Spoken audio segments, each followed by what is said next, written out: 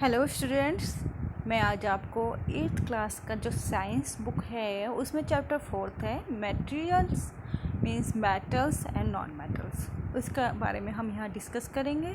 तो मैंने सोचा कि इसको बुक से बच्चों को अगर समझाया जाए उनकी बुक्स को देखकर तो उनको शायद बहुत अच्छे से समझ में आएगा। तो हम जानते हैं, हम फैमिलियर भी हैं कि आयरन, कोयला, सल्फर, एल्यूमिनियम, कॉपर ये सबके घर में होता है, मिलता है जनरली। तो हम उसको कैसे डिफ़ाइन करेंगे कि वो मेटल है, नॉन मेटल है, शाइनी है, डल है, वेरी हार्ड है, नॉट वेरी हार्ड है।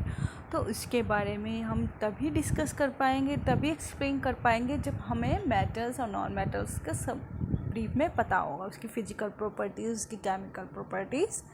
तो वो हम पूरा चैप्टर कंप्लीट करने के बाद अभी हम ये कहेंगे कि हमें नहीं पता है, ठीक है। जब हम पूरा चैप्टर पढ़ लेंगे, अच्छे से रीड कर लेंगे, अच्छे से समझेंगे, तो हम बिना किसी के पूछने से पहले ही हम इनका आंसर कर देंगे। तो यहाँ पर एक प्रॉपर्टी भी दी गई है, हम फिजिकल प्रॉपर्टीज़ को डिस्कस करेंगे पहले, मेटल और नॉन मेटल की। तो एक प्रॉपर्टी दी गई है इसमें, एक्टिविटी दी गई है इसमें। एक आयरन नेल लिया गया है, एक कॉल पीस लिया गया है और एक थिक एल्यूमिनियम वायर ली गई है और पेंसिल की लीड ली गई है, ठीक है। अगर उसको हैमर से बीट किया जाता है तो इनमें क्या क्या चेंजेस आते हैं, वो फ्लैटन हो जाती हैं, ब्रेक हो जाती हैं टू पीसीज में। तो उसको हम नॉर्मली कैसे जानेंगे?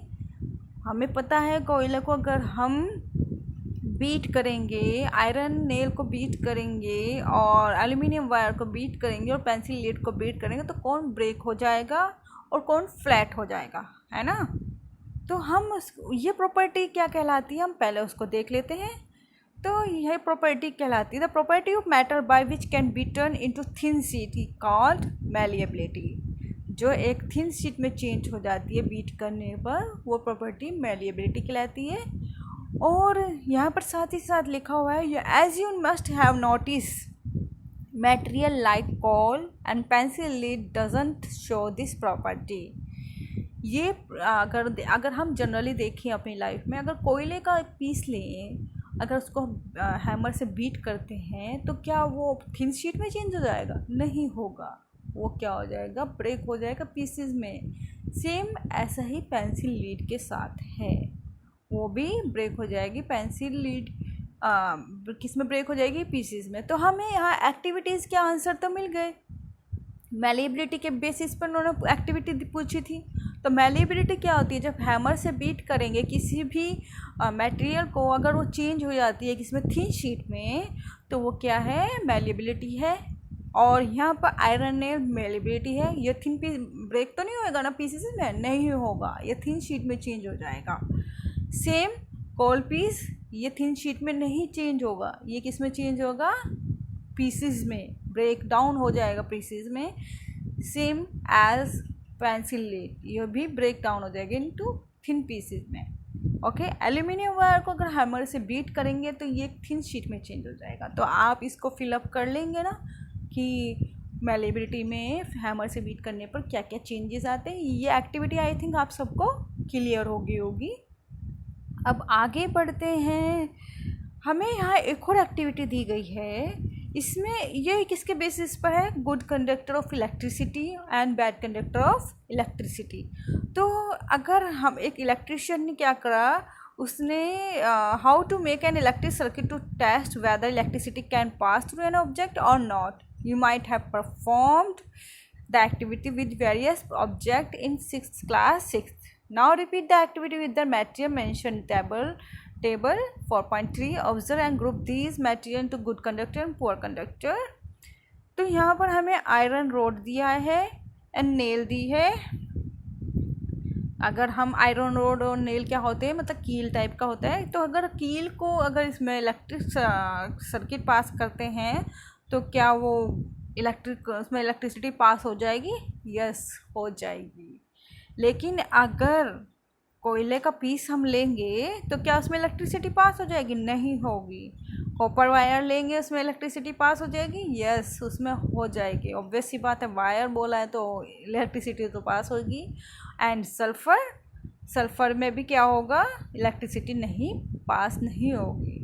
तो जो जिसमें इलेक्ट्रिसिटी पास होती है उसको बोलते हैं गुड कंडक्टर ऑफ इलेक्ट्रिसिटी, और जो इसमें इलेक्ट्रिसिटी पास नहीं होती है उसको क्या बोलते हैं, bad conductor of electricity. Okay, तो आपको यहाँ पर भी इन एक्टिविटी का आंसर मिल गया होगा कि कौन से गुड कंडक्टर होते हैं और कौन से बैड कंडक्टर होते हैं इलेक्ट्रिसिटी के। जैसे कि वुडन हैंडल होता है, वुडन मीन्स लकड़ी का हैंडल जो होता है वो भी बैड कंडक्टर ऑफ इलेक्ट्रिसिटी होता है। ठीक है, अब हम चलते हैं डक्टिलिटी क्या होता है। अभी हमने मैलेबिलिटी पढ़ा था, अब हम आते हैं डक्टिलिटी पर। जब the property of matter by which it can be drawn into wire.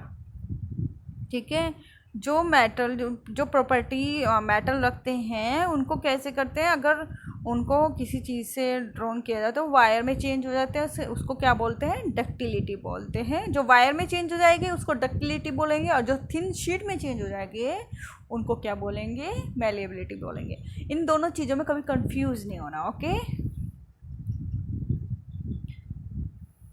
अब आते हैं नेक्स्ट प्रॉपर्टी होती है कि सोनोरस क्या होता है। ठीक है, सोनोरस क्या होता है, जिसमें अगर साउंड प्रोड्यूस होती है, ठीक, जिस मेटल में उसको बोलते हैं सोनोरस, और जिसमें साउंड प्रोड्यूस नहीं होती है वो मटेरियल में वो क्या होते हैं, वो मेटल ही नहीं होते हैं। ठीक है, वे मेटल नहीं होते हैं। देखो यहाँ लिखा है the metal produce ringing the sound they said to be sonorous, the metal materials other than metals are not sonorous. ठीक है, अब क्या लिखा है इसमें, after performing the above activities we can say that some metals are hard, lustre, malleable, ductile, sonorous and good conductor of heat and electricity. ठीक है, तो ये प्रॉपर्टीज़ के बेसिस पर हम मेटल एंड नॉन मेटल को हम डिस्कस कर पाते हैं, एक्सप्लेन कर पाते हैं, डिफ्रेंशिएट कर पाते हैं, है ना। तो ये हमने आज इतना समझा है, इसके आगे ही हम इसको कंटिन्यू करेंगे। तो आई होप आप बच्चों को सबको समझ आया होगा। अगर कुछ भी डाउट है तो आप मेरे को मैसेज इनबॉक्स या कमेंट करके मेरे को बोल सकते हैं। Thank you so much, God bless you.